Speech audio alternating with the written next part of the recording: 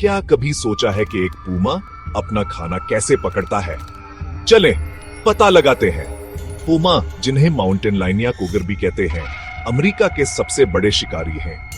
शेरों के बरक्स जो गिरोह में शिकार करते हैं, पूमा अकेले शिकार करते हैं, चुपके और खामोशी से। उनके शिकार का सबसे अच्छा वक्त सुबह और शाम। जुबान का शिकार सबसे ज्यादा हमतहरक होता है, लेकिन रोशनी कम होती है।